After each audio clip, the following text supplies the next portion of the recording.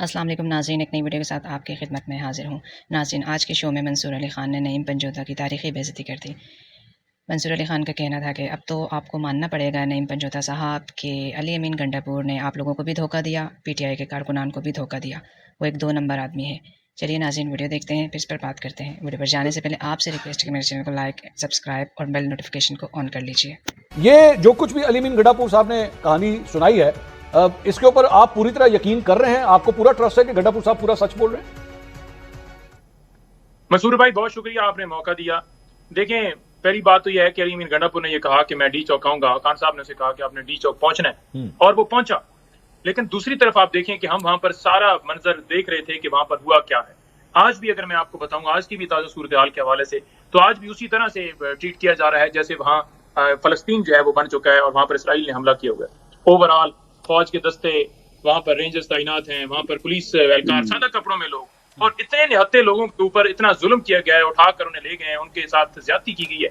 देखिए, बात यह है कि पाकिस्तान के अंदर हमें बता देना कि आईने पाकिस्तान कहता है कि एक मिनट, मेरे ख्याल में आपने मेरा सवाल नहीं सुना, मैं दोबारा आपके लिए रिपीट कर देता हूं। मैंने आपसे सवाल यह पूछा था कि क्या आपको अली अमीन गंडापुर की कहानी पे यकीन है? मैं ये सवाल कर रहा हूं आपसे।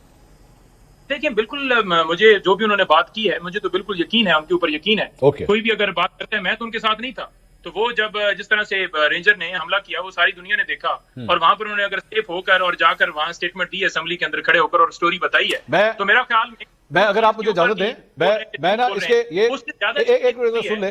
गंडापुर साहब की पंचोता साहब, मैं गंडापुर साहब की जो कहानी है ना, मैं एक दफा आपके सामने रख देता हूं ताकि लोगों को भी जरा आइडिया हो जाए। अगर आपको कहीं पे कोई ऑब्जेक्शन हुआ ना, तो आप कह दीजिएगा नहीं मुझे लगता है ये झोल है।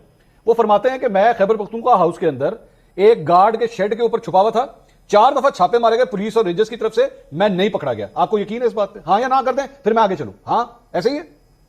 देखिए, बिल्कुल यकीन है, बिल्कुल यकीन है। ठीक है, okay okay okay okay, got it, बिल्कुल ठीक है। उसके बाद उन्होंने कहा, अब मेरे साथ साथ चले ना ताकि लोग भी इस पूरी फिल्म को साथ साथ कॉपी कर सकें। उसके बाद उन्होंने कहा मैं मरगला हिल्स में चढ़ गया, मैं वहां चढ़ गया, वहां पे वो फायर की एक लाइन होती है, उसके जरिए मेरे मरगला हिल्स को मैंने क्रॉस किया। मैंने मुनाल रेस्टोरेंट भी जो है मैंने वहां पे उसको भी क्रॉस किया। ये भी यकीन है आपको? मैं वही मंसूर भाई कर रहा हूं ना कि जो उन्होंने स्टेटमेंट दी है, उनके हर जुमले के ऊपर हमें इस पे भी यकीन है। ठीक है, नहीं ठीक है, ठीक है। बात यह है कि उन्होंने खुद सर आगे तो चलो, सर एक मिनट आगे तो चले, अभी तो आपने नंबरों में रोक लिया फिल्म की बात बताई है।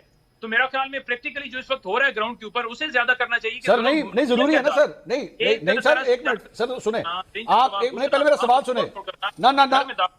ये खैबर पख्तूनख्वा के ऊपर हमला है। पंचोता साहब सुन तो लेना सर, मिसाल के तौर सर सुन तो ले, एक मिनट, नहीं भाई एक मिनट सर सुन तो ले। मैं ये क्यों पूछ रहा हूं? उसके बाद वो कहते हैं हमने गाड़ी को जो है वो पत्थर मारे और गाड़ी रोकी और उस गाड़ी में बैठ के हरीपुर से एबटाबाद के जरिए सवाद से होते हुए सवाद मोटरवे से मैं पेशावर आ गया।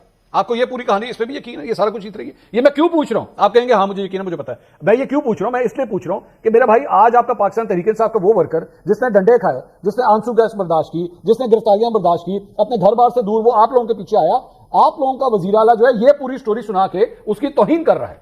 आज वो सवाल कर रहा है कि हम बेवकूफ हैं, हम गधे हैं, आपने हमें क्या समझा है? हमें अपने घरों से लाके ऑल द वे डी चौक का लारा देके उसके बाद आप गायब हो जाते हैं और हमें ये कहानी सुनाते हैं आप।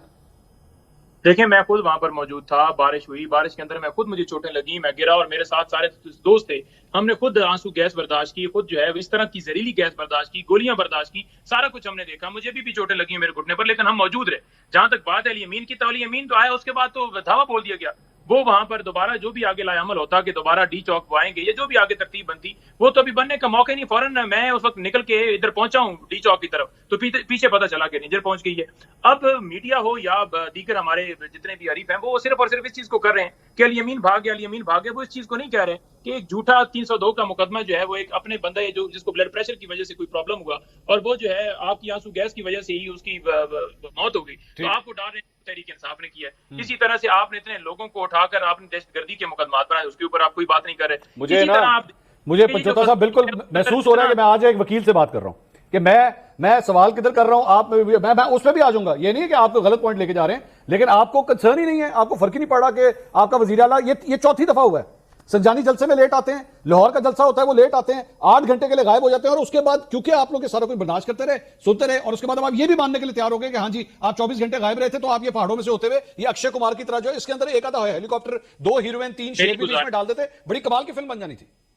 मेरी गुजारिश सुन लें। देखें, बात यह है कि जब बंदा प्रैक्टिकली सीट के ऊपर बैठा होता है ना, तो वो उसे पता होता है कि उस सीट के ऊपर बैठकर किस तरह आगे बढ़ना है। ठीक है। उसने अपनी सीट का रिस्क लिया, उसने नहीं देखा कि वजीर आला शिप जाएगी, गवर्नर राय लगेगा। उसने इमरान खान के हुक्म के ऊपर उसने हजारों की तादाद में मुकाफला लेकर इस्लामाबाद पहुंचा, और इसी तरह मैंने भी जब बुलाया गया वो निकला।